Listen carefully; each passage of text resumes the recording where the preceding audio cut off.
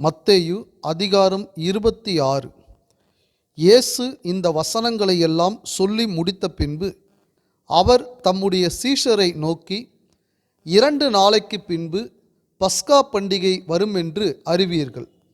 அப்பொழுது மனுஷகுமாரன் சிலுவையில் அறையப்படுவதற்கு ஒப்பு கொடுக்கப்படுவார் என்றார். அப்பொழுது பிரதான ஆசாரியரும் வேத பாரகரும் ஜனத்தின் மூப்பரும் காய்பா எண்ணப்பட்ட பிரதான ஆசாரியனுடைய அரமனையிலே கூடி வந்து இயேசுவை தந்திரமாய் பிடித்து கொலை செய்யும்படி ஆலோசனை பண்ணினார்கள். ஆகிலும் ஜனங்களுக்குள்ளே கலகம் உண்டாகாதபடிக்கு பண்டிகையிலே அப்படி செய்யலாகாது என்றார்கள். இயேசு பெத்தானியாவில் குஷ்டரோகியாயிருந்த சீமோன் வீட்டில் இருக்கையில் ஒரு ஸ்திரீ விலையேற பெற்ற பரிமள தைலமுள்ள வெள்ளைக்கல் பரணியை கொண்டு வந்து அவர் போஜன பந்தியில் இருக்கும்போது அந்த தைலத்தை அவர் சிரசின் மேல் ஊற்றினாள். அவருடைய சீஷர்கள் அதை கண்டு விசனமடைந்து, இந்த வீண் செலவு என்னத்திற்கு? இந்த தைலத்தை உயர்ந்த விலைக்கு விற்று தரித்திரருக்கு கொடுக்கலாமே என்றார்கள். இயேசு அதை அறிந்து அவர்களை நோக்கி, நீங்கள் இந்த ஸ்திரீயை ஏன் தொந்தரவு படுத்துகிறீர்கள்? என்னிடத்தில் நற்கிரியையை செய்திருக்கிறாள். தரித்திரர் எப்போதும் உங்களிடத்தில் இருக்கிறார்கள், நானோ எப்போதும் உங்களிடத்தில் இரேன். இவள் இந்த தைலத்தை என் சரீரத்தின் மேல் ஊற்றினது என்னை அடக்கம் பண்ணுவதற்கு எத்தனமான செய்கையாயிருக்கிறது. இந்த சுவிசேஷம் உலகத்தில் எங்கெங்கே பிரசங்கிக்கப்படுமோ அங்கங்கே இவளை நினைப்பதற்காக இவள் செய்ததும் சொல்லப்படும் என்று மெய்யாகவே உங்களுக்கு சொல்லுகிறேன் என்றார். அப்பொழுது 12 ஒருவனாகிய யூதாஸ் காரியத்து என்பவன் பிரதான ஆசாரியரிடத்திற்கு போய், நான் அவரை உங்களுக்கு காட்டி கொடுக்கிறேன், நீங்கள் எனக்கு என்ன கொடுக்கிறீர்கள் என்றான். அவர்கள் அவனுக்கு 30 வெள்ளிக்காசை கொடுக்க உடன்பட்டார்கள். அது முதல் அவன் அவரை காட்டி கொடுப்பதற்கு சமயம் பார்த்து கொண்டிருந்தான். புளிப்பில்லாத அப்ப பண்டிகையின் முதல் நாளிலே சீஷர்கள் இயேசுவினிடத்தில் வந்து, பஸ்காவை புசிப்பதற்கு நாங்கள் எங்கே உமக்கு ஆயத்தம் பண்ண சித்தமாயிருக்கிறீர் என்று கேட்டார்கள். அதற்கு அவர், நீங்கள் நகரத்திலே இன்னானிடத்திற்கு போய், என் வேலை சமீபமாயிருக்கிறது, உன் வீட்டிலே என் சீஷரோடே கூட பஸ்காவை ஆசரிப்பேன் என்று போதகர் சொல்லுகிறார் என்று அவனுக்கு சொல்லுங்கள் என்றார். இயேசு கற்பித்தபடி சீஷர்கள் போய் பஸ்காவை ஆயத்தம் பண்ணினார்கள். சாயங்காலமான போது 12 கூட அவர் பந்தி இருந்தார். அவர்கள் போஜனம் பண்ணுகையில் அவர், உங்களில் ஒருவன் என்னை காட்டி கொடுப்பான் என்று மெய்யாகவே உங்களுக்கு சொல்லுகிறேன் என்றார். அப்பொழுது அவர்கள் மிகவும் துக்கமடைந்து அவரை நோக்கி, ஆண்டவரே, நானோ என்று ஒவ்வொருவராய் கேட்கத் தொடங்கினார்கள். அவர் பிரதியுத்தரமாக, என்னோடே கூட தாளத்தில் கையிடுகிறவனே என்னை காட்டி கொடுப்பான். மனுஷகுமாரன் தம்மை குறித்து எழுதியிருக்கிறபடியே போகிறார். ஆகிலும் எந்த மனுஷனால் மனுஷகுமாரன் காட்டி கொடுக்கப்படுகிறாரோ அந்த மனுஷனுக்கு ஐயோ! அந்த மனுஷன் பிறவாதிருந்தானால் அவனுக்கு நலமாயிருக்கும் என்றார். அவரை காட்டி கொடுத்த யூதாசும் அவரை நோக்கி, ரபி, நானோ என்றான். அதற்கு அவர், நீ சொன்னபடிதான் என்றார். அவர்கள் போஜனம் பண்ணுகையில் இயேசு அப்பத்தை எடுத்து ஆசிர்வதித்து அதை பிட்டு சீஷர்களுக்கு கொடுத்து, நீங்கள் வாங்கி புசியுங்கள், இது என்னுடைய சரீரமாயிருக்கிறது என்றார். பின்பு பாத்திரத்தையும் எடுத்து ஸ்தோத்திரம் பண்ணி அவர்களுக்கு கொடுத்து, நீங்கள் எல்லாரும் இதிலே பானம் பண்ணுங்கள், இது பாவ மன்னிப்பு உண்டாகும்படி அநேகருக்காக சிந்தப்படுகிற புது உடன்படிக்கைக்குரிய என்னுடைய இரத்தமாயிருக்கிறது. இது முதல் இந்த திராட்சப்பழ ரசத்தை நவமானதாய் உங்களோட கூட என் பிதாவின் ராஜ்யத்திலே நான் பானம் பண்ணும் நாள் வரைக்கும் இதை பானம் பண்ணுவதில்லை என்று உங்களுக்கு சொல்லுகிறேன் என்றார். அவர்கள் ஸ்தோத்திர பாட்டை பாடின பின்பு ஒலிவ மலைக்கு புறப்பட்டு போனார்கள். அப்பொழுது இயேசு அவர்களை நோக்கி, மேய்ப்பனை வெட்டுவேன், மந்தையின் ஆடுகள் சிதறடிக்கப்படும் என்று எழுதியிருக்கிறபடி இந்த ராத்திரியிலே நீங்கள் எல்லாரும் என் நிமித்தம் இடறல் அடைவீர்கள். ஆகிலும் நான் உயிர்த்தெழுந்த பின்பு உங்களுக்கு முன்னே கலிலேயாவுக்கு போவேன் என்றார். பேதுரு அவருக்கு பிரதியுத்தரமாக, உமது நிமித்தம் எல்லாரும் இடறல் அடைந்தாலும் நான் ஒரு காலம் இடறல் அடையேன் என்றான். இயேசு அவனை நோக்கி, இந்த ராத்திரியிலே சேவல் கூவுகிறதற்கு முன்னே நீ என்னை 3 தரம் மறுதலிப்பாய் என்று மெய்யாகவே உனக்கு சொல்லுகிறேன் என்றார். அதற்கு பேதுரு, நான் உம்மோடே மரிக்க வேண்டியதாய் இருந்தாலும் உம்மை மறுதலிக்க மாட்டேன் என்றான். சீஷர்கள் எல்லாரும் அப்படியே சொன்னார்கள்.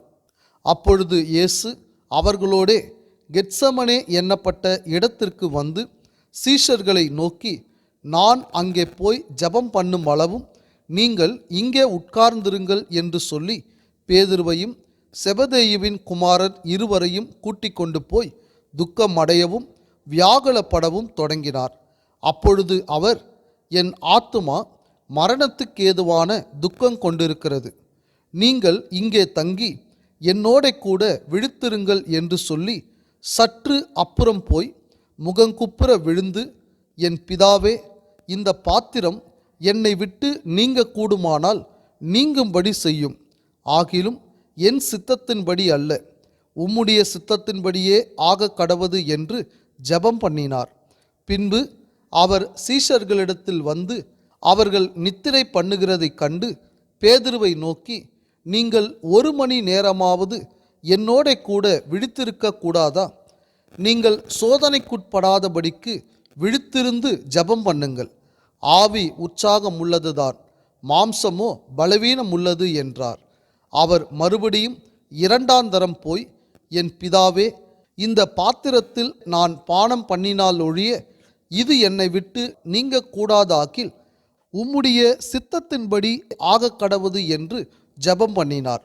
அவர் திரும்ப வந்தபோது அவர்கள் மறுபடியும் நித்திரை பண்ணுகிறதை கண்டார். அவர்களுடைய கண்கள் மிகுந்த நித்திரை மயக்கம் அடைந்திருந்தது. அவர் மறுபடியும் அவர்களை விட்டு போய் 3ஆம் தரமும் அந்த வார்த்தைகளையே சொல்லி ஜெபம் பண்ணினார். பின்பு அவர் தம்முடைய சீஷர்களிடத்தில் வந்து, இனி நித்திரை பண்ணி இளைப்பாருங்கள். இதோ மனுஷகுமாரன் பாவிகளுடைய கைகளில் ஒப்பு கொடுக்கப்படுகிற வேளை வந்தது. என்னை காட்டிக் கொடுக்கிறவன் இதோ வந்துவிட்டான், எழுந்திருங்கள், போவோம் என்றார். அவர் இப்படி பேசுகையில் 12 ஒருவனாகிய யூதாஸ் வந்தான். அவனோட கூட பிரதான ஆசாரியரும் ஜனத்தின் மூப்பரும் அனுப்பின திரளான ஜனங்கள் பட்டயங்களையும் தடிகளையும் பிடித்து கொண்டு வந்தார்கள். அவரை காட்டிக் கொடுக்கிறவன், நான் எவனை முத்தம் செய்வேனோ அவன்தான், அவனை பிடித்து கொள்ளுங்கள் என்று அவர்களுக்கு அடையாளம் சொல்லியிருந்தான். உடனே அவன் இயேசுவினிடத்தில் வந்து, ரபி, வாழ்க என்று சொல்லி அவரை முத்தம் செய்தான். இயேசு அவனை நோக்கி, சிநேகிதனே, என்னத்திற்காக வந்திருக்கிறாய் என்றார். அப்பொழுது அவர்கள் கிட்ட வந்து இயேசுவின் மேல் கை போட்டு அவரை பிடித்தார்கள். அப்பொழுது இயேசுவோடு இருந்தவர்களில் ஒருவன் கை நீட்டி தன் பட்டயத்தை உருவி பிரதான ஆசாரியனுடைய வேலைக்காரனை காதர வெட்டினான். அப்பொழுது இயேசு அவனை நோக்கி, உன் பட்டயத்தை திரும்ப அதன் உறையிலே போடு. பட்டயத்தை எடுக்கிற யாவரும் பட்டயத்தால் மடிந்து போவார்கள்.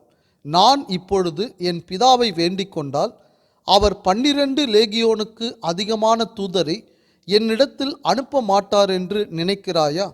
அப்படி செய்வேனானால் இவ்விதமாய் சம்பவிக்க வேண்டும் என்கிற வேத வாக்கியங்கள் எப்படி நிறைவேறும் என்றார். அந்த வேளையிலே இயேசு ஜனங்களை நோக்கி, கள்ளனை பிடிக்க புறப்படுகிறது போல நீங்கள் பட்டயங்களையும் தடிகளையும் எடுத்துக்கொண்டு என்னை பிடிக்க வந்தீர்கள். நான் தினந்தோறும் உங்கள் நடுவிலே உட்கார்ந்து தேவாலயத்தில் உபதேசம் பண்ணி கொண்டிருந்தேன். அப்பொழுது நீங்கள் என்னை பிடிக்கவில்லையே. ஆகிலும் தீர்க்கதரிசிகள் எழுதியிருக்கிற வசனங்கள் நிறைவேறும்படி இவைகளெல்லாம் சம்பவிக்கிறது என்றார். அப்பொழுது சீஷர்கள் எல்லாரும் அவரை விட்டு ஓடிப்போனார்கள். இயேசுவை பிடித்தவர்கள் அவரை பிரதான ஆசாரியனாகிய காய்பாவின் இடத்திற்கு கொண்டு போனார்கள். அங்கே வேத பாரகரும் மூப்பரும் கூடி வந்திருந்தார்கள். பேதுரு தூரத்திலே அவருக்கு பின் சென்று பிரதான ஆசாரியனுடைய அரண்மனை வரைக்கும் வந்து உள்ளே பிரவேசித்து முடிவை பார்க்கும்படி சேவகரோடே உட்கார்ந்தான். பிரதான ஆசாரியரும் மூப்பரும் சங்கத்தார் யாவரும் இயேசுவை கொலை செய்யும்படி அவருக்கு விரோதமாய் பொய் சாட்சி தேடினார்கள். ஒருவரும் அகப்படவில்லை. அநேகர் வந்து பொய் சாட்சி சொல்லியும் அவர்கள் சாட்சி ஒவ்வவில்லை. கடைசியிலே 2 பொய் சாட்சிகள் வந்து தேவனுடைய ஆலயத்தை இடித்து போடவும் 3 நாளைக்குள்ளே அதை கட்டவும் என்னாலே ஆகும் என்று இவன் சொன்னான் என்றார்கள். அப்பொழுது பிரதான ஆசாரியன் எழுந்திருந்து அவரை நோக்கி, இவர்கள் உனக்கு விரோதமாய் சாட்சி சொல்லுகிறதை குறித்து நீ ஒன்றும் சொல்லுகிறதில்லையா என்றான். இயேசுவோ பேசாமல் இருந்தார். அப்பொழுது பிரதான ஆசாரியன் அவரை நோக்கி, நீ தேவனுடைய குமாரனாகிய கிறிஸ்துதானா? அதை எங்களுக்கு சொல்லும்படி ஜீவனுள்ள தேவன் பேரில் உன்னை ஆணையிட்டு கேட்கிறேன் என்றான். அதற்கு இயேசு, நீர் சொன்னபடிதான். அன்றியும் மனுஷகுமாரன் சர்வ வல்லவருடைய வலது பாரிசத்தில் வீற்றிருப்பதையும் வானத்தின் மேகங்கள் மேல் வருவதையும் இது முதல் காண்பீர்கள் என்று உங்களுக்கு சொல்லுகிறேன் என்றார். அப்பொழுது பிரதான ஆசாரியன் தன் வஸ்திரங்களை கிழித்து கொண்டு, இவன் தேவ தூஷணம் சொன்னான். இனி சாட்சிகள் நமக்கு வேண்டியதென்ன? இதோ இவன் தூஷணத்தை இப்பொழுது கேட்டீர்களே, உங்களுக்கு என்னமாய் தோன்றுகிறது என்று கேட்டான். அதற்கு அவர்கள், மரணத்துக்கு பாத்திரனாயிருக்கிறான் என்றார்கள்.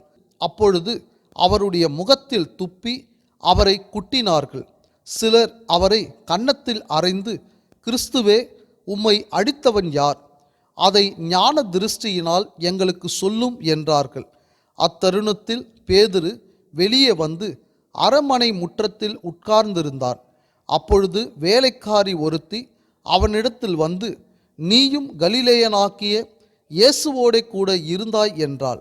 அதற்கு அவன், நீ சொல்லுகிறது எனக்கு தெரியாது என்று எல்லாருக்கும் முன்பாக மறுதலித்தான். அவன் வாசல் மண்டபத்திற்கு போன பொழுது வேறொருத்தி அவனை கண்டு, இவனும் நசரேனாகிய இயேசுவோடே கூட இருந்தான் என்று அங்கே இருந்தவர்களுக்கு சொன்னாள். அவனோ, அந்த மனுஷனை நான் அறியேன் என்று ஆணையிட்டு மறுபடியும் மறுதலித்தான். சற்று நேரத்துக்கு பின்பு அங்கே நின்றவர்கள் பேதுருவினிடத்தில் வந்து, மெய்யாகவே நீயும் அவர்களில் ஒருவன், உன் பேச்சு உன்னை வெளிப்படுத்துகிறது என்றார்கள். அப்பொழுது அவன் அந்த மனுஷனை அறியேன் என்று சொல்லி சபிக்கவும் சத்தியம் பண்ணவும் தொடங்கினான். உடனே சேவல் கூவிற்று. அப்பொழுது பேதுரு, சேவல் கூவுகிறதற்கு முன்னே நீ என்னை 3 தரம் மறுதலிப்பாய் என்று இயேசு தன்னிடத்தில் சொன்ன வசனத்தை நினைத்து கொண்டு வெளியே போய் மனங்கசந்து அழுதான்.